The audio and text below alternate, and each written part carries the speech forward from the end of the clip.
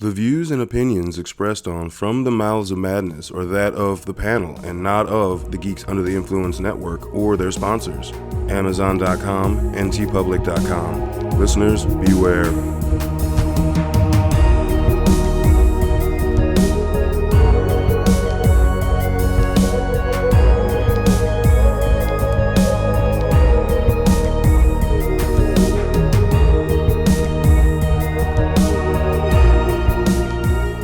Coming straight from the Mouths of Madness, I am one of the hosts, Lowdown. With me, as always, is F.U. Hunter. What's up? I don't know. I'm just gonna say, what's up, bitches? The stars at night shine big and bright here in the heart of Texas. Was that good? Yeah, there you go. I don't know. You baby back rib smoked 8 hours loving bitches. How's that? There you go. Does that work? Yeah. I don't know what else. I was trying to think of all about the dry what's rub my in what's Texas. up, fill in the blank bitches with this movie, but I don't know yet. So I know I'm kind of puzzled. Yeah. You try to take the wrong house, bitches. yeah. Yeah. All right. Get off the butts, bitches. I guess. If you haven't guessed it, we're the Madness Boys. We are finally going to do it on the chopping block on 2022's Texas Chainsaw Massacre. Oh yeah, very Fucking right. polarizing movie apparently. Dude, what the fuck? I'm glad we waited some time because, like, reading some of these people's reviews, they go so hard on this film, dude. Like, so fucking hard. I'm like, why? Have you seen Leatherface? Have you seen Next Generation? And that's what I think that might have happened is that because it's on Netflix and so many people have quick access to it, that might not have seen when things get really bad with this franchise. Dude. And so they're like, this is bullshit. You're like, no. You haven't seen Go back to 95 and I'll show you bullshit. 92. Oh, yeah. Yeah, I mean. No, 90. So 3 was 90, but Generation was 95, right? Yeah. So it's like, dude, what are you doing? This is like better than all these films. The rating for this film right now on the IMDb is 4.8, which again is equal to 3. 3 ranks higher. 3 is a 5, actually. Yeah. So 3 ranks higher than this film. I don't understand that. That's what? But it's equal the to movie that literally couldn't show any real gore or No, but it had an awesome trailer with him by a lake. We're not going to go too much into the we got some surprises for you coming with this franchise. But the other sequel that is rated just as bad, but I really enjoyed, was 3D. That was rated 4.8. I'm like, what is wrong with you people? Wait, are you telling me that this movie and 3D are lower ranked than 3, dude? What the fuck? I don't get it, dude. I don't fucking get it. Is it star power? Is Viggo just because Viggo Mortensen's in it? They went, I mean, we rated it lower, but that's got a guy from Lord of the Rings in it, so we have to say. Is that it? I'm pretty sure that no one knew who the fuck he was. I'm pretty sure that rating what was... about, what about that movie after that, Next Generation? All right. If that one ranks higher, I'm going to lose my fucking mind. Next Generation is like 3.5. Okay. So it's still the lowest of the low. So anyway, I know some people have jumped over this New Texas and saying that it just stole a lot of stuff from Halloween 2018. There's similarities, but you know what? It's Texas Chainsaw. I'm fine with it. And it's not blatantly stealing. The only thing I could see that they blatantly stole from this film was the Laurie aspect. Right. Was she's old. She's clearly twisted a bit now. She's slaughtering her own pigs. She stayed in, she apparently stayed around the area because they were like not from that area in the first film. She got there pretty fast. So, yeah, that's what I'm saying. And she was literally gutting a pig when they called her. She barely wiped her hands. Apparently she's used the guts and blood now. She barely wiped her hands before she answered her phone. I'm like, oh, bitch. Yeah. Oh, God. Ugh. But yeah, the look and all that stuff, the hardcore final girl coming back, like, I get it. The big difference they did do is she's fucking dead. Spoilers, but I mean, this movie. We're not fucking No, but this movie did have a little bit of controversy because we talked about who the producer was. Fede Alvarez. Yeah, and I guess the initial director, they didn't like what he had done so far. So the guy that directed this is not the first director, but let's see. So the guy who ended up finishing the film is David Blue Garcia. Yep. I don't remember the original director's name. No. But He did a movie that we covered not that long ago, Bloodfest, which we enjoyed the shit out of. Fun as shit. Yeah. That movie's fucking fun. Yeah. Like, it's just fun. You know. And one of the aspects of what we enjoyed about Bloodfest, fun kills. Yeah. And guess what? Man. And guess what?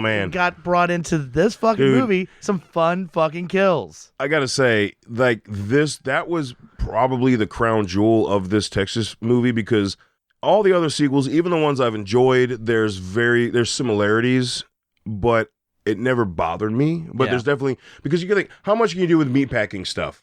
Oh, you know what I mean? Like, I mean, that's the whole niche. That's the shtick, right? Well, I'll throw this out there, and again, with the comparison to Halloween 2018, is we're a very much older Leatherface, just as we had a much older Michael Myers, right? I don't even think that counts. But hold on. I don't think that fucking But they counts. go, well, if he doesn't have a weapon, he's an old guy now. And we learned, just like 2018, Michael Myers doesn't need shit to murder the fuck out of you. And this movie, Leatherface doesn't need shit to murder the fuck out of you, as in what happens in that fucking van. Or he finds shit. Well, I'm just saying, he uses somebody's own body as the weapon, okay? Like, holy fuck. Does that bother you at all? God damn it. So, check it out. So, we went to Mad Monster in Charlotte, North Carolina in the third weekend of February. And that, so February 18th when this film dropped. And I had gotten up for some unknown reason, fucking early as shit. And I'm like, fuck, I can't go back to sleep, so I might as well get up. And I knew, I was going to have to pack, final pack and all that shit to go out of town. So I was like, I sat up and I watched like an episode of a series I was watching. I think it was Ozark, actually, and the new season. And I'm like, finished that. And I'm like, well, fuck, I still got like an hour and a half before the rest of the house wakes up. And I'm like, oh shit, Texas Chainsaw came out. Premiere. So I just fucking watched it probably before most people on the East Coast. And F.U. Hunter got a text at like 8:30, 9 o'clock. Yeah. And he was like, I was like, dude, you got to watch this fucking movie. Yeah. You're going to, how'd I word it? You were just very excited to know how I feel about it when I see the movie. And almost like there's some shit that's going to fuck with you. And I knew, I had a feeling, but I didn't know when. And so that first time I watched it, and you get where he grabs the motherfucker's arm, breaks that shit, and then stabs him with the exposed fucking bone. Yeah, dude, it was so good. It's so good. Oh, it's an amazing scene. Also, my fucking nightmare. Yes. Yeah. And then they do throw a little later in the movie another. Well, we only had one broken bone scene. No, fuck that. Let's have another one with the fucking sledgehammer. So to the fucking god. And the dude kept like trying to hobble on it. That was the worst part. I know. Kept trying to hobble on it, dude. I was like, oh. And you know what? I started to like him. Like at first, I thought with this film. What we get initially is we get some like self-driving car owning motherfuckers. Oh no, you're made to hate the main characters. I fucking can't stand them. I expect that's what the who thinks they're gonna find a pisshole town that's pretty much a ghost town in the middle of Texas and gentrify it? Well, they're young entrepreneurs.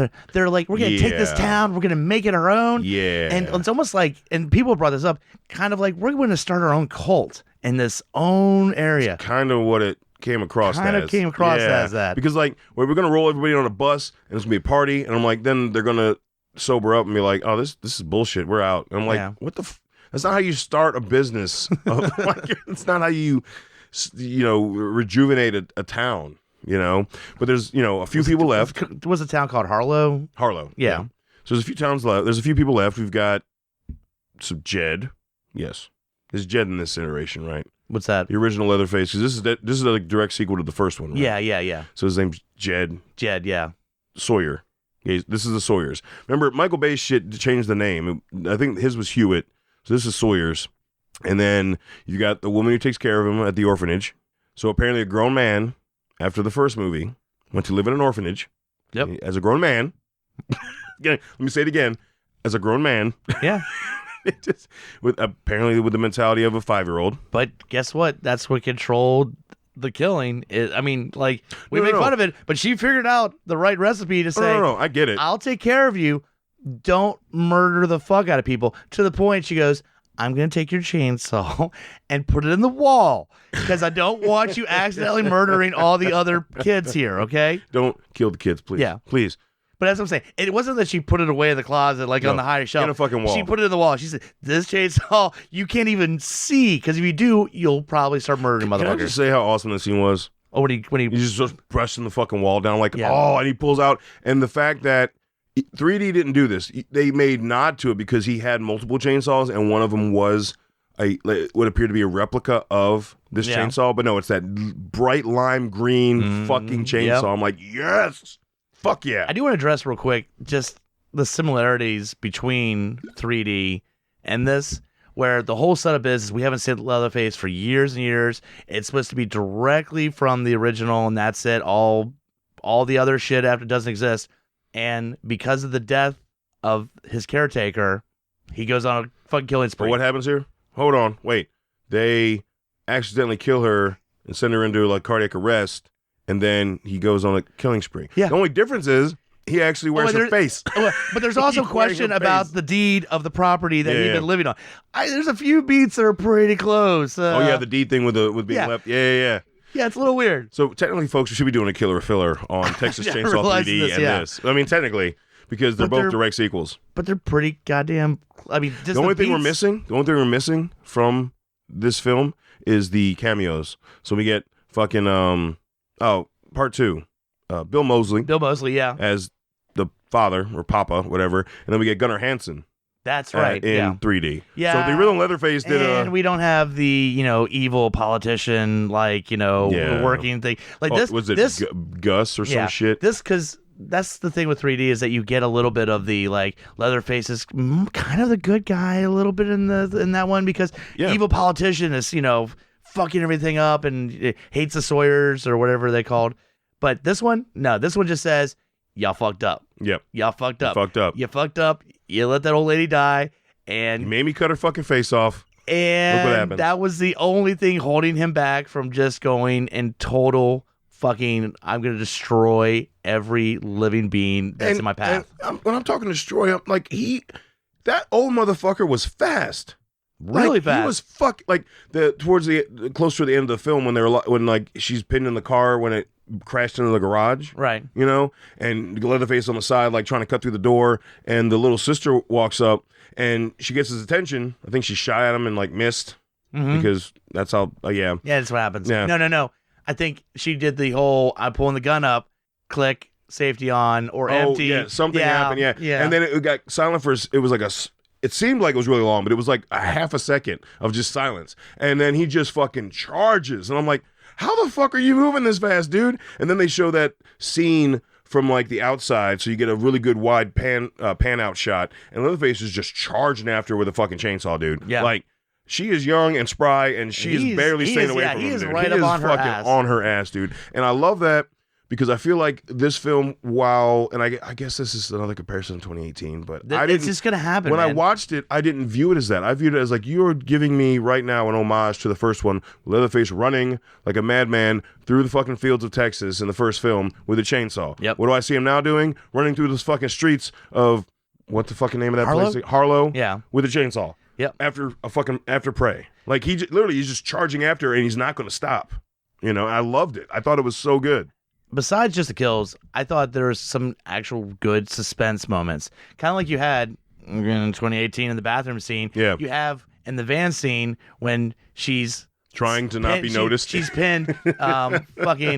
What's his name from Aliens? That's the sheriff. I don't know if you picked up on that. Yep. Mm-hmm.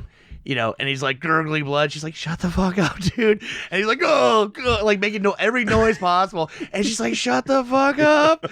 And too late, then, and it's great because Leatherface is like, kill that motherfucker and stroll over here. I know you're pretending like you're dead, but I mean, I'm a little old now, but I can pick up that your chest is still going up and down. So let me just stab the fuck out of you a couple times. But that scene where she's looking around, she's not sure, and then pop, there he is. Well, yeah, that's the kind of shit. She goes to go out the other door over him, and she hears something and turns around, boom. Oh, you motherfucker. Here you are. Now, I will say this.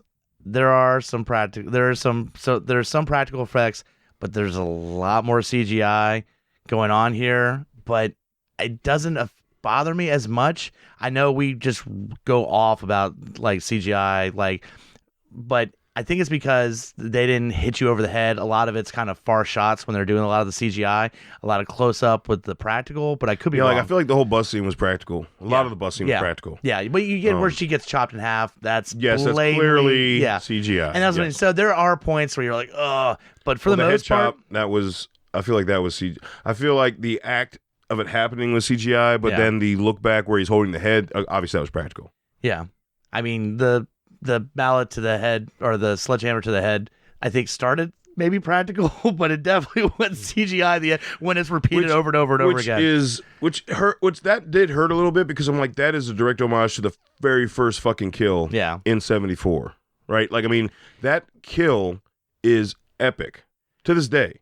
Just him twitching and Leatherface like squealing like a pig and fucking all that shit. But then you get to the black guy that, gets killed but makes it outside and goes to turn and look at that dude and half his fucking face is just... See, like, I feel like part of that was CGI.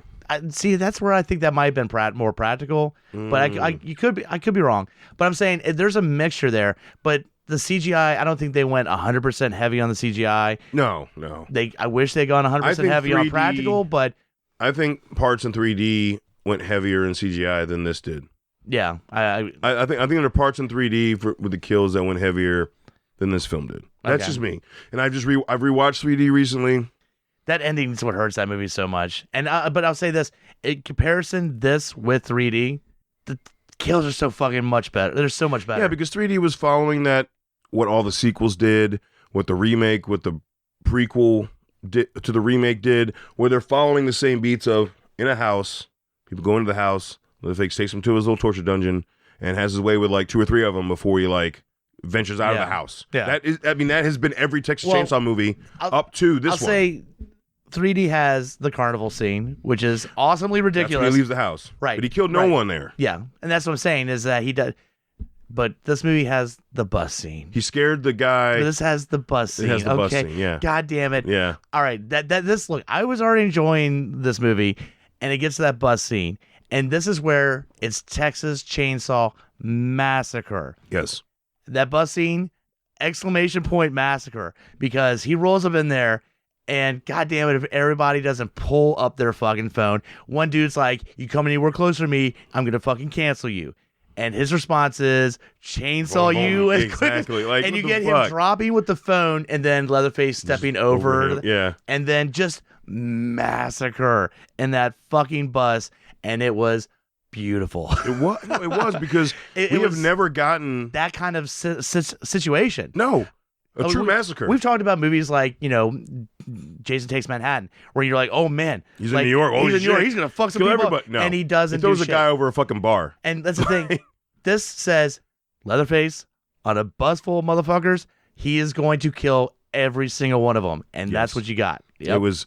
And you get the two of the main characters hiding in the bathroom, and just blood, just puddles of blood, just rushing in because he is killing so many motherfuckers. Shit rushing. And what about when she's before the bus scene when she's trying to get out? She's trying to get out of the house from after she's hiding under the bed when redneck dude gets his fucking leg smashed in and all that shit. And that's about the time Leatherface gets his. That's when he gets his chainsaw. Yeah, his chainsaw. And she ends up going under the house. Remember the shit pipe breaks? Yeah, dude. Oh god. Yeah. Oh man. Yeah. She runs on that bus and she's covered in shit, and that's like the fact is, why didn't the director say, "Hey, everybody act like"? Oh, like she smells like shit? Yes, because she's covered in raw sewage. Yeah. That's disgusting. Yeah, you think there'd be like a little side character be like, what's that? Somebody shit themselves? And she's like, it's me. I got covered. It was a... I mean, there's no way. The rain did not knock all that stank off. You smell like shit. Yeah. It was right all up in your face. You probably tasted it. I will say, so they do bring back, what's her name from the OG? Sally. Yeah. Sally Hardison. She makes a stand, and she has that moment where... And she is a badass bitch. She starts listing the names of all the people that he killed in the first one. Yeah, my brother. And she's like ready to go. And then she pauses, which is kind of weird. But I will say this. Any comparisons with 2018 and Jamie Lee Curtis, Laurie Strode kind of go out the window when she gets chainsawed and lifted the fuck up. And that was a rad fucking scene. That was, yeah. He goes and it's not just, all right, I'm changing. He lifts her up like, you're lightweight. I got you. Someone could also reference that that's an ode to Halloween Kills, fireman. Michael did the same thing. That's the fireman. true. But I'm just saying, you're quote I think revenge, at that point, your revenge final girl coming back. People doesn't have as much of the success rate as say Laurie did. I would say that I think with how I just pointed that out with the similarity with Halloween Kills versus that and that one kill scene, right? Which is I think people are going to also look once they see something that's similar. Now they're going to try to look, to see how much more shit they can find. Yeah, that's like to fuel their point. We've seen, if nothing else, we've seen that in the last 2 years. Yeah, across a lot of things, right? So, I mean, you hate the main characters a lot. They're rude as fuck. They're rude as fuck, man. That poor lady, like, she's wrong. She rolls up with her oxygen tank, and she's like, no, I talked to the bank, I straightened it out. She wasn't rude to them. I mean, she did have some old ways about her that were racist. There's the whole thing that brought their attention to there was the, rebel flag that's just hanging out the second window. Yeah. But when she talks to him, she is very respectful still. She, like, respects him. And she's almost kind of begging, like, do you know what my fucking job is? But this dude will only obey what if you kick me out, like, you're gonna unleash this motherfucker. She's not saying that, but there's this intense, like, I have to stay here. I have to stay here. Exactly. Don't push me out. And I have to stay here. When they sit down for like tea, she, in the way that she knows how to, probably that town was probably not very progressive. So in the way that she knows how to, she's trying to tell, like, I have no ill will towards you because of your skin. She was like, I raised boys like you. Yeah. And they came out to be good people. Right. Like, she was trying to show it in the way she knew how to. I think there was really good conversation in this film around that, where, like, you're understanding that because sometimes, just like the way people talk about how they're raised on the streets, they turn out a certain way.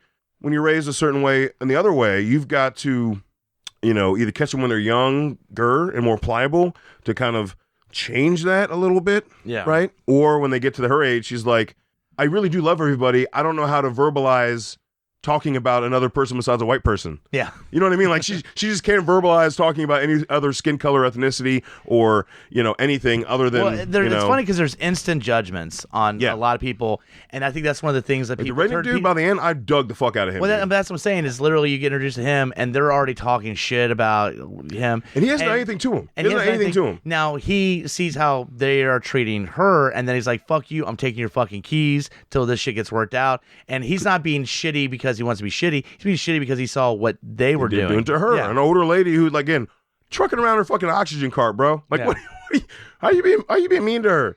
Anyway, plus, come on, man. It's a tradition from the first fucking movie. We've talked about this on prior episodes.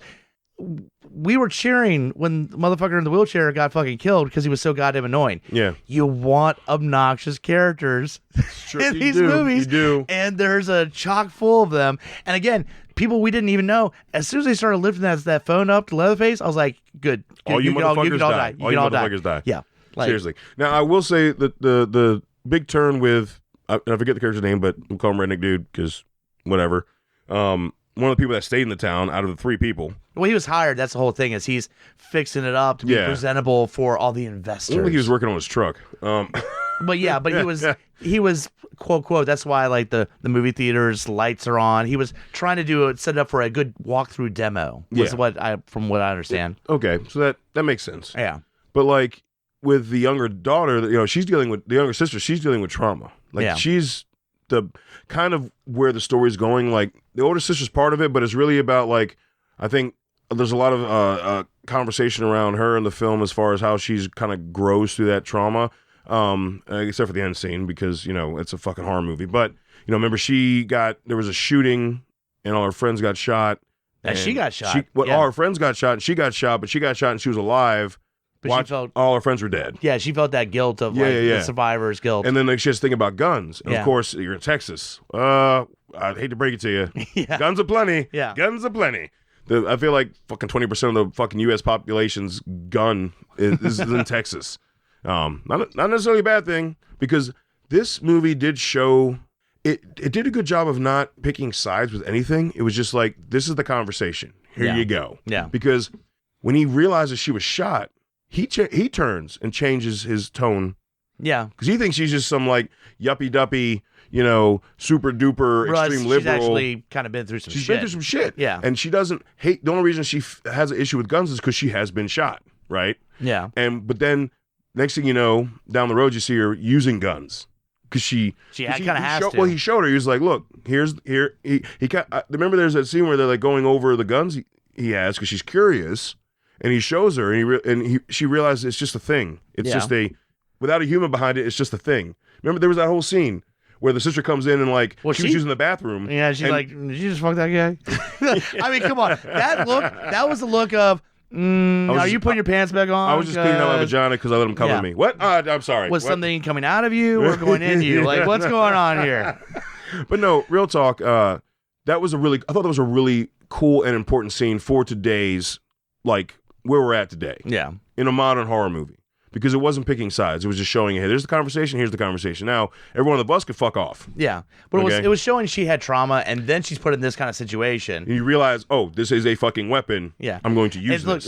And some people just might all right, I'm shutting the fuck down. Like, I've already been through. Yeah. But some people shut the fuck down. Some people are like, I'm fight or flight. Yeah. Fight or flight. Yeah. Right? Like, I'm not going to be a victim again. Exactly. Yeah. And because he helped make her more comfortable and make her realize it's just on the table. It's nothing. There's nothing. It's not loaded. It's just on the table. You know what I mean? Like that. I thought that scene was really important. I really appreciated that, just from my perspective on how that works. It's like it's about understanding, not fear. Yeah. With that kind of stuff, and even someone who's been through trauma can eventually turn around when they realize they might want to utilize that to help them not be a victim again. So I thought it was really cool. Overall, kills are fucking great. Kills kick ass. You get to that bus scene. To me, that bus scene put it over. That's like the cherry. And goddamn it, they had to do it. The ending, I thought I loved it because you get this bullshit auto drive car, self-driving right? car, Self-driving car, and you're like, okay, that's kind of stupid. But then pop out Leatherface, Roof. She's out there reaching out to her sister. And you're like, well, maybe her sister can get. No, the head's right off. The head's right off. And it's almost shot for shot in a weird way of like her reaching out and like screaming, like, and Sally from the first one in the back of the truck. Oh yeah. Oh, definitely. And I appreciated that. Yeah. Some people probably that irritated them. For me, I enjoyed the shit out of that. I don't see why I would have a problem with that, honestly. Yeah. Like, I really don't. But I'm just saying, people are... Because they've already made so many nods to the original film at that point. People have been so critical about so many points of this movie. Even something like that where I go, fucking right, they go, yeah. Yeah, well, again, they've already did so many nods to the original film while still telling an original continuation of the story. So you get to the end, it's like, you see that, you're like, oh, okay, yes. And then what happens after the credits? Oh, he's walking back home. Coming on back home. The replica of that house. Yeah. Dude, oh, man. Oh, man. Hey, you fuck faces, don't fuck up my sequel to this film. Yeah, seriously. Dude, like, give it higher ratings, motherfuckers. You went back home. Fuck that. I want to see what's coming next. But I'll just say straight up for me. Oh, it passes. It soared. It soared and took a shit all over.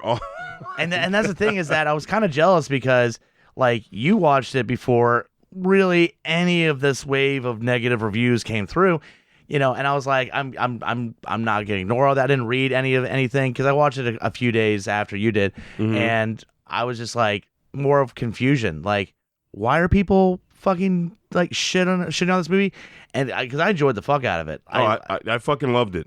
I mean, and again, I don't know what people were upset about, but it's Texas Chainsaw. You're not going in to see character growth and blah and this and that. I just want to see a motherfucker kill people in really cool fucking ways. Like, there you go. The only thing that I think was missing was a meat hook. Yeah. Like, I didn't see a meat hook. Yeah, that's about it.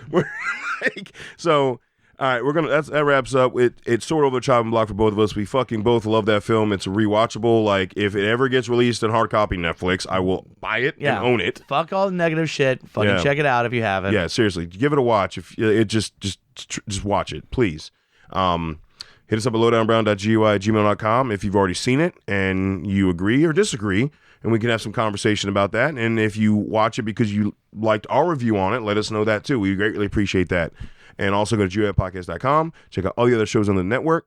Also go to our links tab, click on the link to Amazon.com. It takes you to Amazon. You log in. You shop like normal. Get a kickback. You can buy all the other movies under the TCM franchise while you're there. Yeah. I'm just saying you can. Just do it. Including Halloween 2018 we talked about earlier. You can buy all that shit on Amazon. That's right. Just do it through our link. Costs you nothing extra. Just gives us a kickback. And we appreciate that shit because this shit ain't free. And also, our second link on our links page is TeePublic. And that's where all the merch is for all the shows under the fucking network. Fuck yeah. Including ours. We've got our OG design. And we've got our other design, Weapons of Madness. You can get that shit on everything. I believe on koozies. On the Weapon of Madness, there is a certain chainsaw that belongs to a certain... Yes, and we know, and it is a TCM chainsaw because of the design on the chainsaw. It is not from Evil Dead. That's right. I made specific directions about that. We have another weapon. We have the Saw's family. Yeah. It's chainsaw up there. That's what we fucking got. So make sure to check that out. And all the other shows have great designs. Plus, there's just fun designs. We're like 44, 43, some shit like that. Keep just down, man. Fun designs. So every show, plus just random designs that are episode specific or just fun things we've talked about. And the runner of the network decided, I'm going to make a design out of this. Yeah. So it's all fun shit. And thank you for listening. And until we talk to you again, embrace the madness.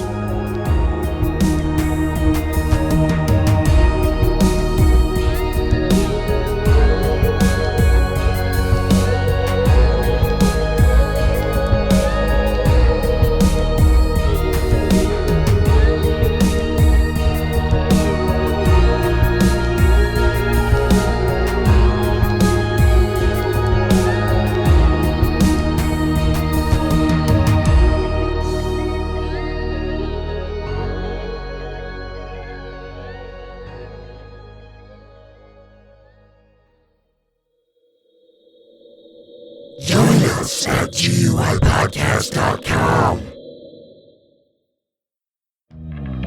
Mike the Hobbit here, Lowdown Brown, inviting you to check out Geeks Under the Influence, a podcast that pairs booze with conversation with good friends. and a little nerd culture. We get a lot of colorful conversation out of our episodes, but it is here for everyone, no gatekeeping. Always level up everything we do. We'll punch up, never punch down. Exactly. So check out Geeks Under the Influence everywhere you get your podcasts and join us or die. Shut the fuck up, Hobbit.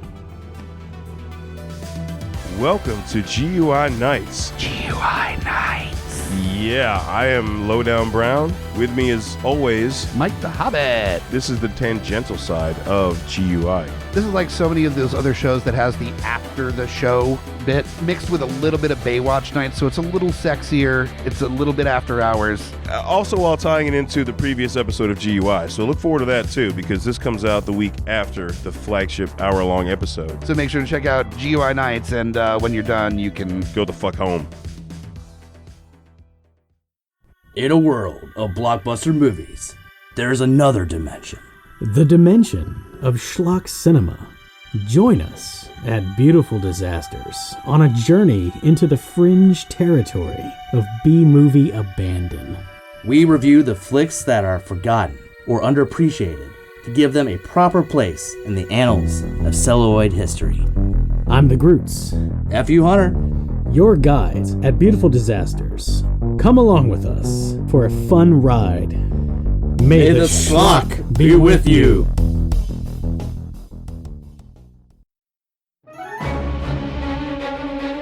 Hey guys, Scotty P here with Smash on your left. And we are the Geek Fathers. That's right, bringing all the trials and tribulations of being a geeky parent. So welcome to our world. And as always, join us Or cry.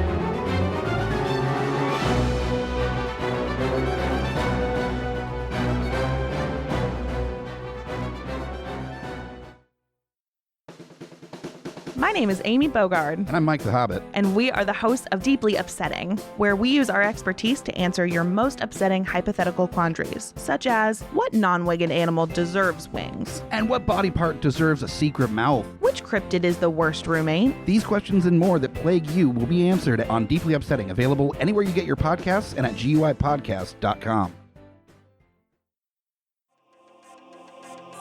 In a world with too many reboots and remakes, two men will stop at nothing to make it even worse. join Mike the Hobbit and Tondi as they play by their own rules while pitching new takes on some of your favorite and least favorite films and TV shows. What podcast would dare to bring this upon the world? This is Smack My Pitch Show.